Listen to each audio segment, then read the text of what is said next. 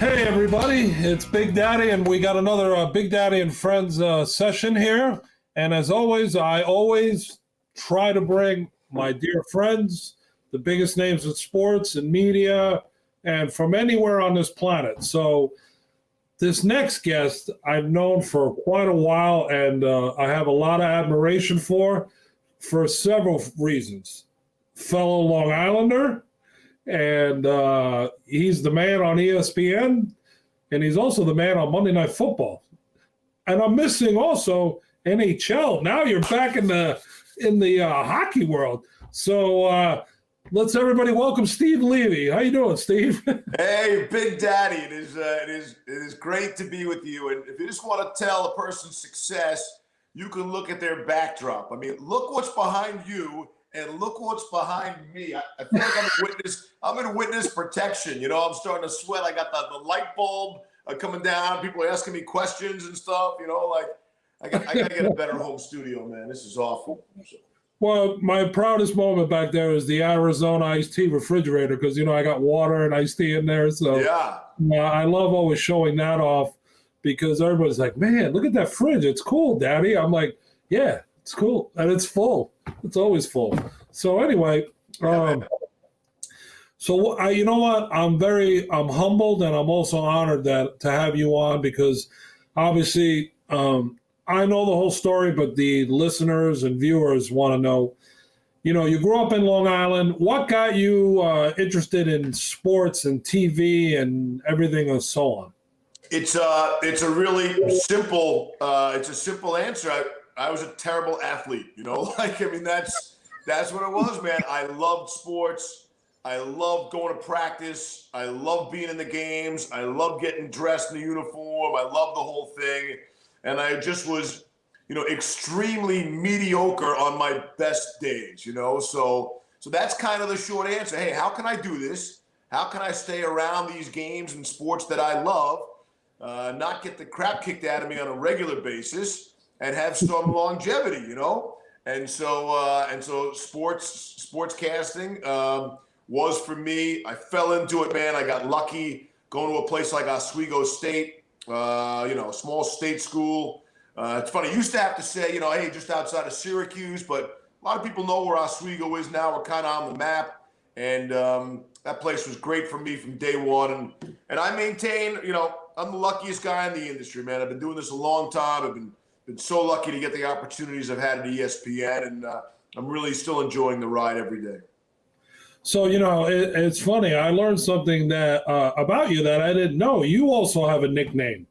You know, everybody calls me Big Daddy, but I think mine's, you know, I don't even think half the world knows my real name, so everybody knows you're Steve Levy. But you want to talk about witness protection. But anyway, Mr. Extra Period. I did not know that. I was like, wow. Yeah. So it just prior to last season, I had done the 3 longest televised hockey games in history. Yeah. Now, obviously, that, you know, that's not really a skill. That's kind of a fluke luck thing, right? I just happened to be in the building on those nights last year, and this was really a weird experience for me. You know, like, you want to be known for something, and you hear all these athletes say, hey, records are meant to be broken. And, you know, do they really mean that? Do they really want to see their own records broken? If you only have one record, do you really want to see that broken and be forgotten? You know, probably not. That's human nature. And so last year, there was a playoff game, the Stanley Cup playoffs there. It was going really long into the 5th overtime. And I'm watching this, and I'm like, hey, please end. I want to still be number 1, you know? Yeah. And I was saved by like 2 minutes. This game came in shorter than my game by like 2 minutes. So I think I have 2 of the 3 longest now, 3 of the longest 4. But it's really cool. And like I said, it's a total fluke. I did nothing except be in the building on that particular night. But I look forward to more multi-overtime games for sure. We're so excited at ESPN getting hockey back starting in the fall. Yeah, no, I know. And it's, you know, I was able to have the great fortune of, because of you, to meet Barry Melrose and the late, great John Saunders. I mean, I never forget that moment. I was like I don't fan out or like get giddy or whatever, but meeting those two was like kind of like, wow, Yeah. that was really a special time. And again, I'll say thank you for that. Cause, you bring up John Saunders, like, I thought about when the announcement came down last week, we were getting hockey back. I mean, I instantly thought of John Saunders and Tom Mees, like two of our original hockey guys, and they would have been so happy. And, Saunders was one of my favorite people on the planet. And, we don't have to get too deep here or anything, but I think in this current climate with everything going on in the world and especially in our country, like John Saunders would have been a voice of reason. He would have been a guy I would have gone to and listened to, and the country would be a better place if, John Saunders was still with us. I miss him dearly every day. Yeah, I would agree with you 100%. And I don't know him as well as you do, but you could just tell by listening to him. And he's a guy that commanded respect in a room and you wanted to listen to. Absolutely. Yeah, one of the great dudes, yep. So now it's funny. Now here you are in front of the whole world now every Monday night. And I'm like, hey, I knew him when. That has to be great. I mean, it's just, like you have your trios. And now here you are, and you're with my boy Grease. Yeah. And Louis Riddick. And I don't know if my name's ever come up. Yeah, it has, yeah.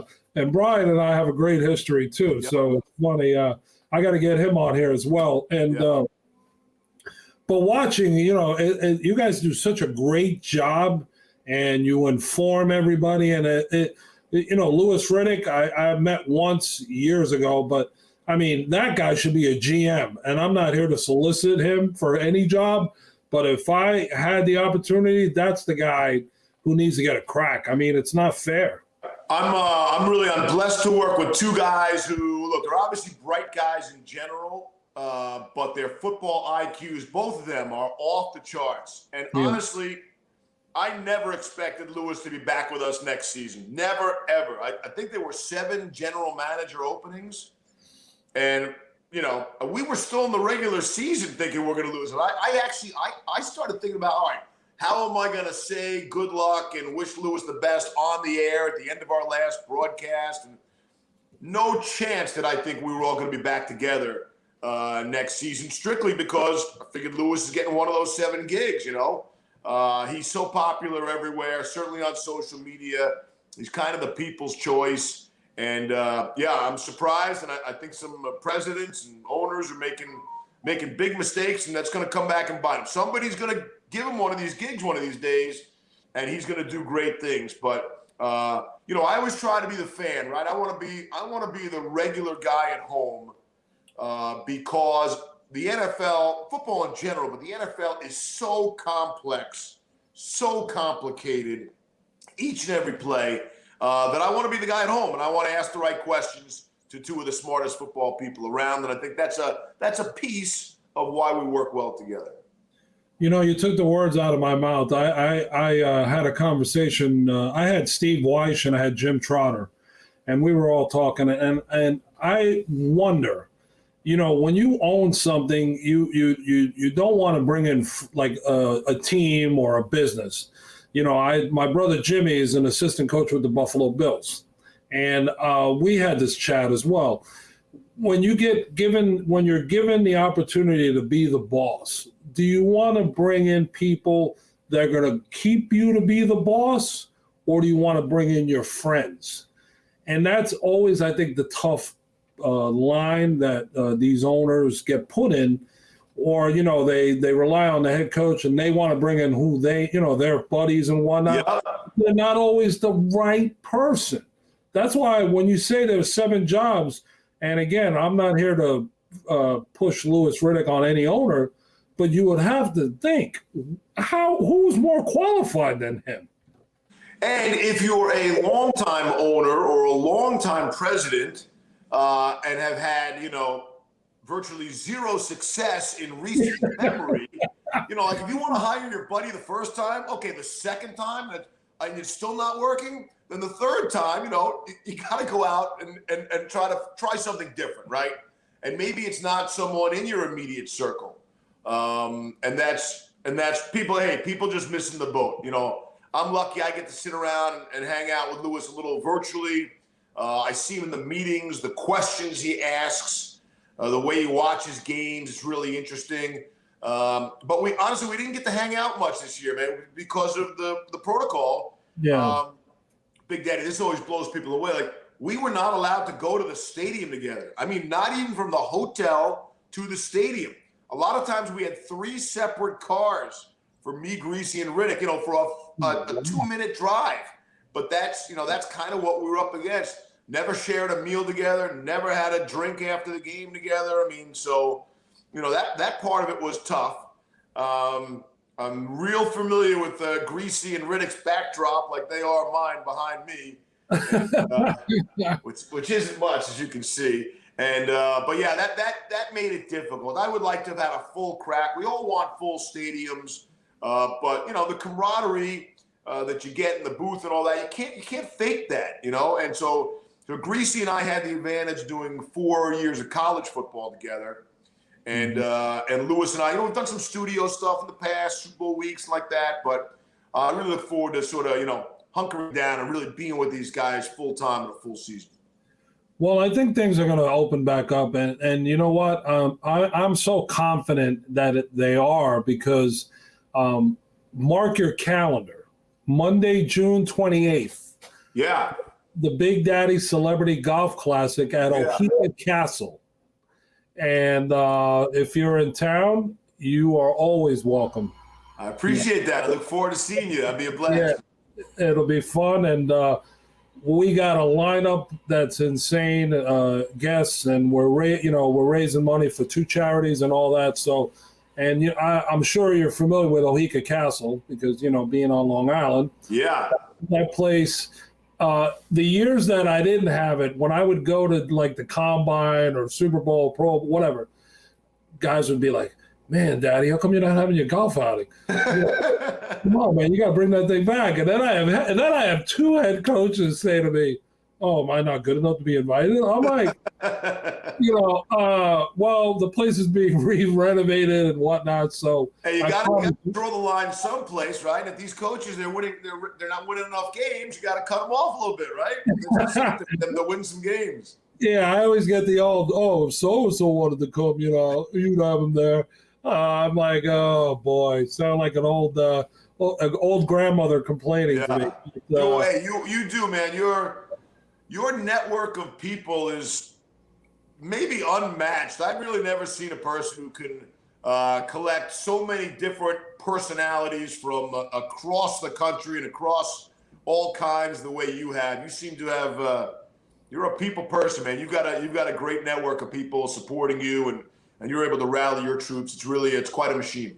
Well, thank you. I appreciate that. Well, it's friends like you. I mean, listen, here I am standing in Dolphin Stadium, and I'm hearing somebody yell out, "Big Daddy, Big Daddy." Yeah. I turn around, hey, there's Steve Levy. Yeah. You're on the field, and I'm not, I think. Yeah. Well, I'm fortunate, but, I use a little weight behind it to get where I need to get to. But not as much anymore. You look great, pal. Thank you. Yeah, I've dropped about 60-something, 60, 70 pounds. And, I had to change a few things and, change the diet around. And, being on Long Island, as we all know, the 2 best things to get on Long Island, pizza, bagels. Yeah. You can't get them any better anywhere else. You're right. Anyone wants to put up a fight, bring it on because you're going to lose that. And you can vouch and validate for that. But so as obviously I know the history, but the viewers and listeners, I'm going to share something as well. Obviously, I gave out the nickname that I knew about you. And then also, you've also been in movies. Talk about that experience, Yeah, so it's clearly not because I have any acting ability. It's only because I play myself in these movies. So I had 2 buddies who made movies, or 2 groups of people who made movies. The Farrelly brothers, obviously, made all those great comedies. And they put me in Fever Pitch, which was, a really great movie to be in. obviously about the Red Sox. And the Farrelly brothers have so many great ties to New England. And then Mark Ciardi and Gordon Gray put me in all the movies with The Rock. But again, I always have to play me. And I've said to these guys, hey, can I have a sex scene or something? Like, no nudity. I'm going to do everybody a favor. I'm going to keep my clothes on, but I'd like to, can I be a cop? How about a cop buddy movie? Like, I don't want to be typecast all the time, but it's been great fun. I think I've been in 6 or 7. I get some really random checks, like for 67 cents. Yeah. What do I do? Do I even deposit that? Is that even worth that? But it's fun. The residuals. It does make me think, like, what are the big stars getting if I'm, if I'm getting 67 cents for my 5 seconds in the movie? But it's been fun. It's been a cool experience. I've got to meet some people, and Jimmy Fallon from Fever Pitch was really cool. Drew Barrymore, and of course Dwayne Johnson, who's gone on to be, the number one personality in the world, probably. So that's been fun. But again, it has nothing to do with my acting ability. It is strictly based on friendships, and you know how that goes. That's like me too. It's I'm over at Giants practice, and Christian Peter, who was playing at the Giants at the time, says, "Come on, Big Daddy, we're going to have lunch." I'm like, "All right, let's go." All of a sudden, we're driving down Route 4, and we pull up the Bada Bing, and I'm like, "Wait a minute, what?" I go, "We're going to no, come on, all right." So James Gandolfini at the time was there, and he invites us into his trailer, and we're sitting there, shooting the shit, talking football, and he's a big Jet fan. So him and Christian are going at it, obviously, Christian being the Giant. Well, out of nowhere, he goes, "All right, Mr. Big Mouth," to Christian. He goes, "This is what we're going to do.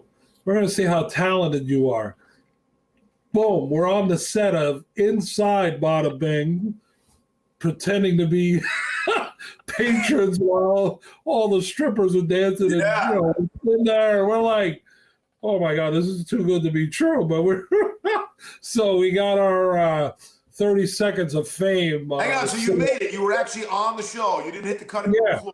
Yeah, I was on the show. It was me, Christian, and Mother Dunn, who used to be the strength coach for the Giants. So they made us take off our shirts and put on T-shirts that had no logos and whatnot on them. And we're sitting there, and there the three of us are sitting there like this, money and alcohol in front of us, and it was like, oh, now I've seen it all, I've done it all, and that's really cool, man. So you couldn't sneak a Big Daddy logo into your T-shirt on the Yeah, nothing. They made us. Christian had a Giants thing on. Boom, take it off. Yeah. And he's like, "Dude, you're just making me take it off because it's not a Jet shirt." And and we're sitting there like, "Are you going to have anything here in wardrobe that even fits?" Right. Especially these two, because they're bigger than me. And I'm like, "Don't worry, we got everything." I'm like, "Yeah, I'm sure you do." So that's cool, man. Good for you guys. I'll watch the series, try to find you guys. That was I don't know what episode number it was, but I know it was like year 3, and it's when the famous, I can't think of the actor, kills his girlfriend behind Bada Bing. We're in that one. That sounds like every episode, though, by the way. I know, yeah. So I'd have to, if you have time to kill, then you can look year 3. That's where you'll find us. But great. All right, so here's a fun question, because we're going to wrap this up. Your favorite place to eat on Long Island from your youth to now, if you could think of one. Yeah. So we had an Italian restaurant near where I worked in Merrick. It was the corner of a strip mall. And I don't want to date myself, but going back, I remember, 75 cents for a slice, as a kid. Yeah. It was the place I first got a job. I was a bus boy there. I don't know, I was 16 or something. And I think, and I loved going in there with my parents to eat when I wasn't working there. So it's a place called Violetta's in Merrick. I think it's long gone, unfortunately. So I don't have like a restaurant recommendation, like a current one. Yeah. My folks are in Manhasset now, but when I go out there to visit, I got my kids with me. We usually staying home or ordering in or something. So I'm much more, it's weird about me, Big Daddy, right? I'm New York through and through, right? Born and raised, school, the whole thing. But after I went to ESPN, I went to the other side. Some would say the dark side. I moved to Boston. Yeah, I remember that. Yeah. And I lived there for like 13 years, even commuting to Bristol from time to time. And so I became much more of a Boston person. All my best buddies now are in Boston. All my favorite restaurants are in Boston. And so I've sort of lost touch with the Manhattan thing and Long Island, except for my folks and going to see my sister. But where I live in central Connecticut, it's actually like a half hour closer to Boston than Manhattan. So I sort of lean that way now. So I don't have any current recommendations, but Violetta's back in the day was my place. So what's that one place that we met at in with Scott Zolak in Boston? Was that Strega? No, we met when was it? I remember it was a bar that Zolak used to love, and we met there one time because I told my bar, the place I got a piece of. No, this is the greatest bar. Not Who's on First, right? No, that's outside of Fenway, right? Yeah, that's outside of Fenway. Daisy Buchanan's. Oh, okay. So that's no longer there either, unfortunately. Oh, Daisy really? Buchanan's was the late night spot. You almost never went there before 11 o'clock, one of those places. All the athletes, home and away, would come in there after the games were over. Yeah, on Newbury Street. Daisy Buchanan. Legendary place. And, we lost that spot, too. It's a real shame. Boston got crushed like many other places. The Fours was the most famous bar across from the Garden, Boston Garden. And that's shuttered now. They closed their doors for good. So, rough times. Everybody's trying to pick themselves up. Yeah.